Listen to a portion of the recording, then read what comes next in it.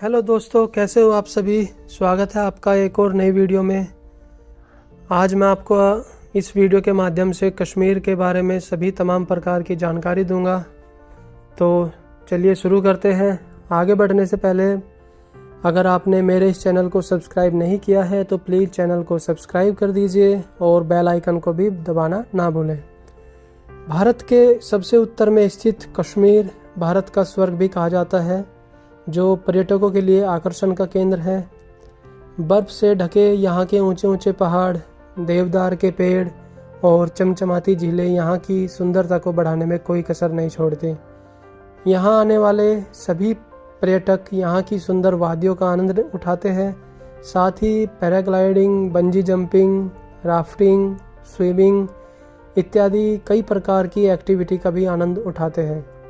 यदि आप भी कश्मीर की यात्रा की योजना बना रहे हैं तो आप बिल्कुल सही वीडियो देख रहे हैं, क्योंकि आज की इस वीडियो में मैं आपको कश्मीर की यात्रा से जुड़ी सभी आवश्यक जानकारी देने वाला हूं, जिसमें हम आपको कश्मीर के बारे में कुछ रोचक तथ्य जैसे कि कश्मीर कैसे पहुंचे, कश्मीर में कहां ठहरे, कश्मीर में कौन कौन सी जगह घूमने लायक है, कश्मीर के जो लोकप्रिय भोजन है इत्यादि सभी चीज़ों के बारे में मैं जानकारी दूंगा।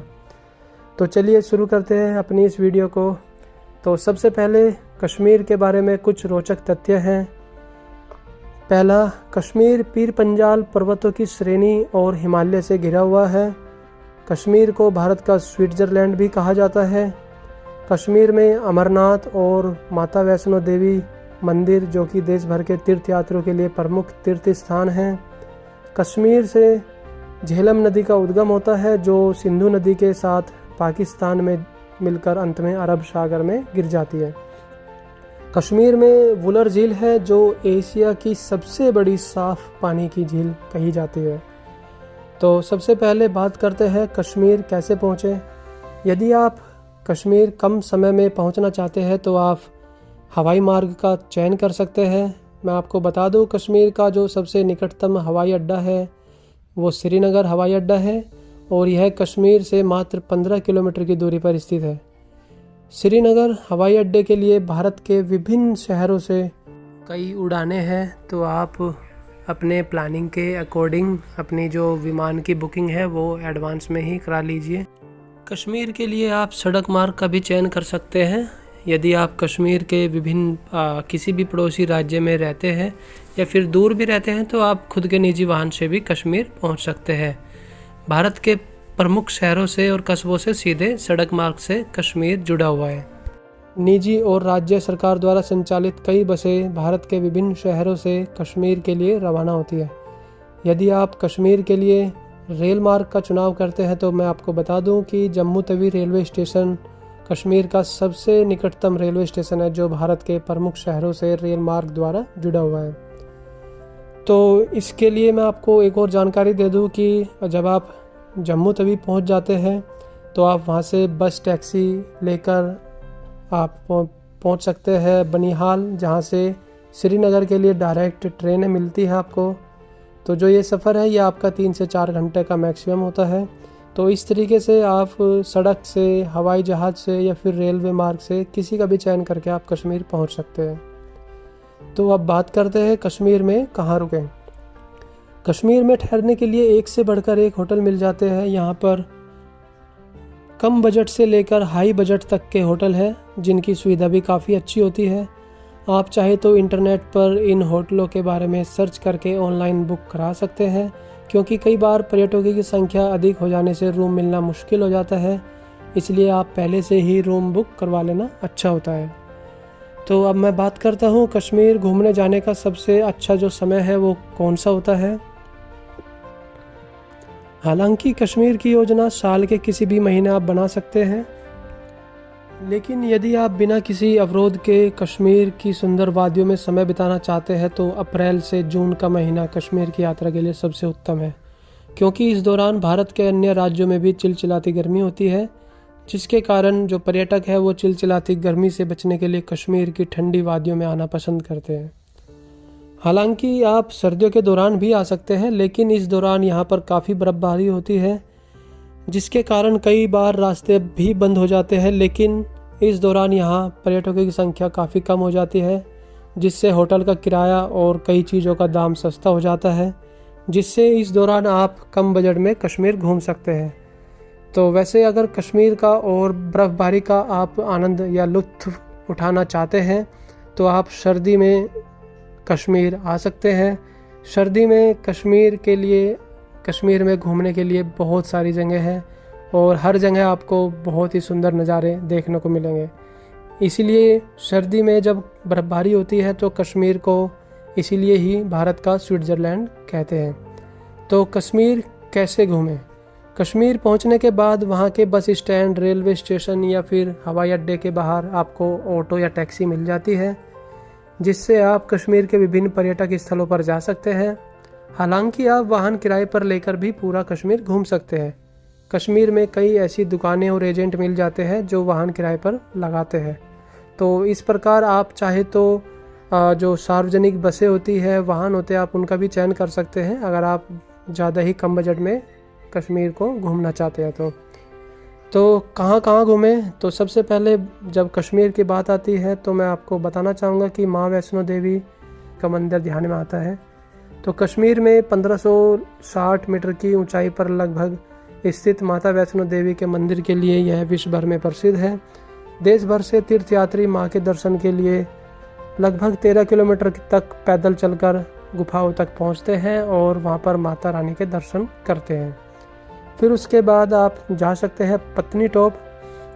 कश्मीर आने वाले पर्यटकों के लिए लोकप्रिय जो स्थान है, जो हिमालय की बर्फ से ढकी चोटियों के अंतहीन मैदानी और मनोरम दृश्य से भरा हुआ है। यहाँ पर पर्यटक स्कीइंग, ट्रैकिंग का भी आनंद उठा सकते हैं। इसके अतिरिक्त आप यहाँ पर पैराग्लाइडिंग भी कर सकते हैं। तो पत्नीटॉप में जो पर्यटक है वो यहाँ की जो प्राकृतिक सुंदरता है आप उसको देख सकते हैं, निहार सकते हैं और वहाँ पे आप अच्छी फ़ोटो या फिर अपनी जो कुछ यादें हैं वो आप वहाँ पे संजो सकते हैं। इसके अतिरिक्त गोल्फ़ खेलने का अगर आपको शौक़ है तो गोल्फ़ खेलने का आप अनुभव ले सकते हैं। उनके लिए यहाँ पर गोल्फ़ खेलने की भी सुविधा होती है। तो अब बात करते हैं आगे। एक और जो स्थल है कश्मीर में घूमने का वो है यूसमर्ग। तो मैं बात करता हूँ यूसमर्ग की। प्राकृतिक सुंदरता और शांति के बीच अगर आप कुछ समय बिताने के लिए यूसमर्ग कश्मीर का जो सबसे लोकप्रिय स्थल है, जो कि 7500 फीट की ऊंचाई पर लगभग पीर पंजाल की जो पर्वत श्रृंखला है उनके केंद्र में स्थित है। माना जाता है कि यहाँ पर एक बार भगवान यीशु रह चुके थे। मन की शांति पाने के लिए आप इस जगह को काफ़ी पसंद करेंगे। अगर आप शांत और एकाग्र और प्राकृतिक सुंदरता का लुत्फ़ उठाना चाहते हैं तो आप यूसमर्ग भी जा सकते हैं। फिर आगे मैं आपको बताना चाहूँगा एक और स्थल है जो कि है सोनमर्ग। सोनमर्ग कश्मीर के जो श्रीनगर शहर है उससे लगभग 80 किलोमीटर की दूरी पर उत्तर पूर्व में स्थित है। समुद्र तल से 2800 मीटर की ऊंचाई पर स्थित यह स्थान पर्यटकों के लिए आकर्षण का केंद्र है। जब आप सोनमर्ग जाते हैं तो सोनमर्ग के बीच में ही एक स्थल पड़ता है कंगन। कंगन से आप नारानाग होते हुए भी आप सोनमर्ग की तरफ जा सकते हैं, जिसमें कश्मीर की जो ग्रेट लेक्स है, अगर आप ट्रैकिंग का शौक़ रखते हैं तो आप ट्रैकिंग करके भी जा सकते हैं। तो मैं आपको बताना चाहूँगा मेरी पहली वीडियो में जो द कश्मीर व्लॉग है आप उसमें चेक कर सकते हैं। नारानाग का जो मंदिर है वो लगभग 1500 साल पुराना मंदिर है और जो ऊपर गंगरबल लेक है वहाँ की कुछ तो दृश्य है जहाँ पे हरमुख पर्वत है जिसे हरि का मुख कहा जाता है, भगवान नारायण को समर्पित। तो आप वहाँ पर भी जा सकते हैं।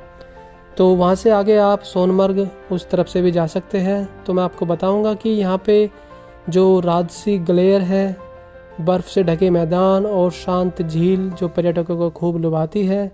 तो यही कारण है कि कश्मीर जाने वाले पर्यटक सोनमर्ग का विजिट करना बिल्कुल नहीं भूलते। तो यहाँ का दृश्य किसी स्विट्ज़रलैंड से कम नहीं। अब बात करते हैं आगे अमरनाथ की। कश्मीर का अमरनाथ विश्व भर में प्रसिद्ध है। यह एक धार्मिक स्थल है जिसका दर्शन करने के लिए हर साल लाखों की संख्या में श्रद्धालु कश्मीर की यात्रा करने के लिए आते हैं। अमरनाथ गुफा में भगवान शिव की शिवलिंग बनी है जो पूरी तरीके से बर्फ़ से ही निर्मित है। यह स्थान अमरनाथ यात्रा के नाम से जाना जाता है, जो भारत के श्रद्धालुओं के लिए काफ़ी महत्व रखता है। माना जाता है कि इसी गुफा में भगवान शिव ने माँ पार्वती को जीवन और अनंत काल का रहस्य बताया था। फिर आगे बात करते हैं दाचीगम राष्ट्रीय उद्यान। तो कश्मीर का दाचीगम राष्ट्रीय उद्यान विश्व भर में प्रसिद्ध शानदार नेशनल पार्क है। 1700 मीटर की ऊंचाई पर स्थित यह उद्यान भारत का सबसे ऊंचा आरक्षित वन है, जो कश्मीर के मुख्य शहर से 22 किलोमीटर की दूरी पर स्थित है।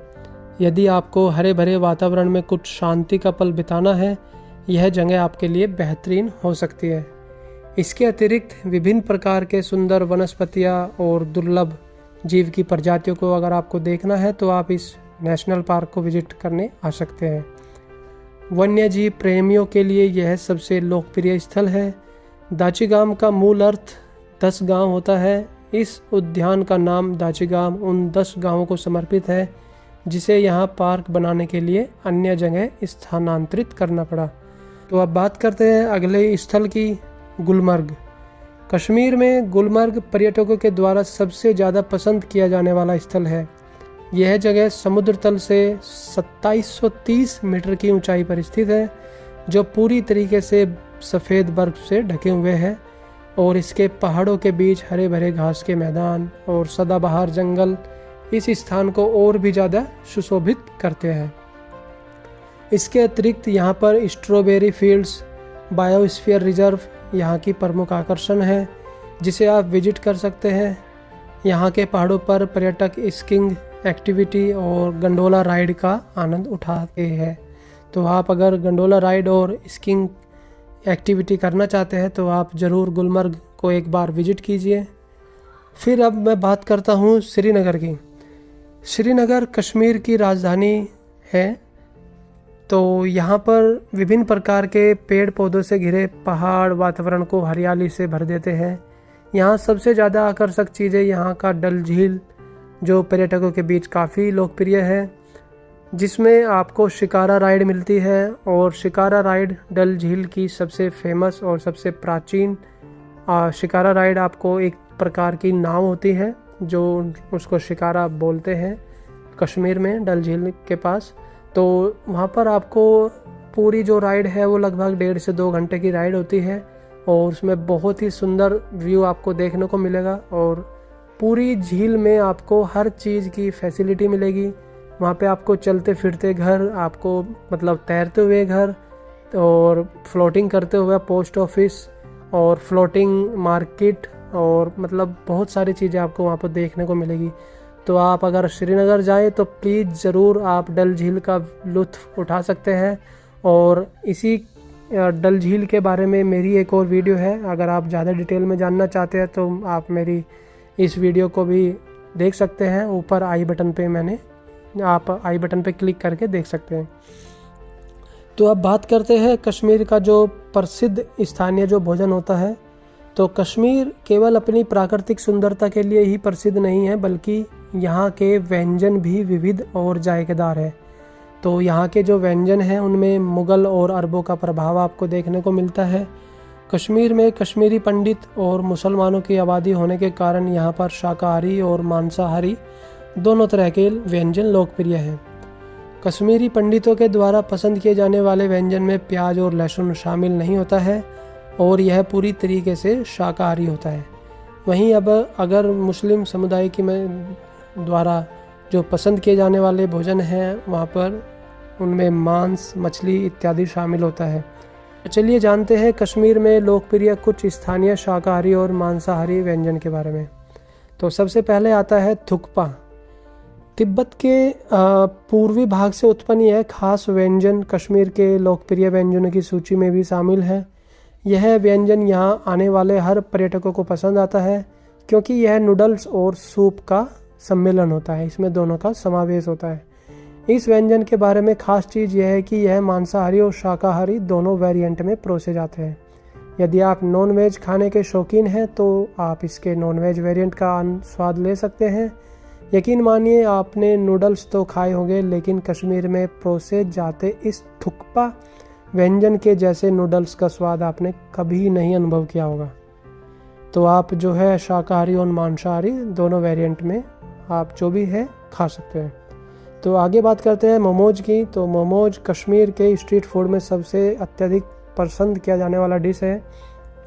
हालांकि यह तिब्बत और नेपाल से जुड़ा हुआ है, लेकिन कश्मीर में भी यह काफ़ी लोकप्रिय है। पत्ता गोभी, फूल गोभी, गाजर, शिमला मिर्च और जैसी कई प्रकार की सब्जियों को मसाले के साथ भूंज के मैदे के आटे में स्टफ़ करके गरम गरम परोसा जाता है। हालांकि मोमोज भारत के सभी शहरों के स्ट्रीट फूड में आम व्यंजन बन चुका है, लेकिन कश्मीर के ठंड वातावरण में गरम गरम मोमोज को खाने का एक अलग ही मज़ा आता है। तो अब बात करते हैं खंबीर। खंबीर वैसे तो एक प्रकार की रोटी होती है जिसे बहुत छोटे छोटे गोल आकार में बनाया जाता है। कश्मीर में सुबह बटर चाय के साथ इस रोटी को ब्रेकफास्ट की तरह खाया जाता है। गेहूं और साबुत के आटे से बनाया जाता है। यह रोटी हल्का और बहुत ही अच्छा ब्रेकफास्ट है। बटर चाय, यदि आप चाय के शौकीन हैं तो कश्मीर में बटर चाय का लुत्फ़ उठा सकते हैं, जो आपको एक अलग चाय के स्वाद का अनुभव देगा जो शायद आपने कभी नहीं चखा हो। यह बटर चाय तिब्बत से उत्पन्न हुआ है, जो कश्मीर में भी प्रसिद्ध है। यह चाय आम चाय की तुलना में थोड़ा अलग होता है क्योंकि इसमें ज़्यादा इंग्रेडिएंट्स ऐड किए जाते हैं। इसमें मक्खन और नमक मिलाया जाता है, इसी कारण इसे बटर चाय कहते हैं। सर्दियों के दौरान कश्मीर में सुबह की शुरुआत इस चाय की चुस्की के साथ ज़रूर करें। तो जब मैं भी श्रीनगर गया था तो मैंने भी ये चाय पी थी, तो बहुत ही स्वादिष्ट लगी। मतलब थोड़ी नमक और बटर का जो स्वाद था वो एक अलग ही प्रकार का अनुभव रहा मेरे लिए। तो अब बात करते हैं अगला जो व्यंजन है गोश्तबा। गोश्तबा कश्मीर के पारंपरिक व्यंजन के साथ एक शाही व्यंजन है जो राजा महाराजा के ज़माने से लोकप्रिय है। नॉनवेज पसंद करने वाले पर्यटक कश्मीर में लाजवाब गोश्तबा का आनंद ले सकते हैं। इस व्यंजन को मटन के कीमा को छोटी छोटी बोल में बदलकर उसे दही और विभिन्न प्रकार के मसालों के मिश्रण से बने ग्रेवी में पकाया जाता है। फिर अगला आता है रोगन जोश। रोगन जोश कश्मीर में प्रसिद्ध एक तरह का मांसाहारी व्यंजन है जो नॉनवेज पसंद करने वाले पर्यटकों के बीच काफ़ी लोकप्रिय है। इस व्यंजन में मेमने का मांस शामिल होता है। मेमने के मांस को दही, प्याज, लहसुन और कई प्रकार के मसालों के मिश्रण से तैयार ग्रेवी में पकाया जाता है। यदि आपने इस तरह का व्यंजन का कभी स्वाद नहीं लिया हो तो कश्मीर की यात्रा के दौरान इस व्यंजन को भी चख सकते हैं। अब बात करते हैं कश्मीरी राजमा की। तो राजमा कश्मीर के एक लोकप्रिय व्यंजनों में से सबसे पहले आता है। यह व्यंजन पूरे उत्तर भारत में लोकप्रिय है, जिसका स्वाद लेने के बाद उंगलियां चाटने को आप मजबूर हो जाते हैं। कश्मीर के हर होटल और रेस्टोरेंट में राजमा को लच्छा पराठा, तवा पराठा या चावल के साथ परोसा जाता है। इसे आप दोपहर या रात के भोजन में शामिल कर सकते हैं। आपने भले ही राजमा का स्वाद लिया हो, लेकिन कश्मीर में राजमा का आपको एक अलग स्वाद का अनुभव हो सकता है। इन सब के अतिरिक्त कश्मीर के लोग मिठाइयों की भी काफ़ी शौकीन होते हैं, जिसके कारण वहाँ पर मीठा पुलाव और घेवर की स्वादिष्ट मिठाइयाँ भी काफ़ी लोकप्रिय हैं। तो गाइज़, ये सभी पूरी वीडियो में मैंने आपको पूरे कश्मीर के बारे में जानकारी दी है। आशा करता हूँ कि मेरे द्वारा दी गई जानकारी आपको सही लगी हो और आप जब भी जाए तो इसी प्रकार से अपनी यात्रा को प्लान कर सकते हैं। इस प्रकार आप जा सकते हैं, काफ़ी कम बजट में जा सकते हैं। तो तब तक के लिए धन्यवाद। मिलते हैं फिर अगली नई वीडियो में।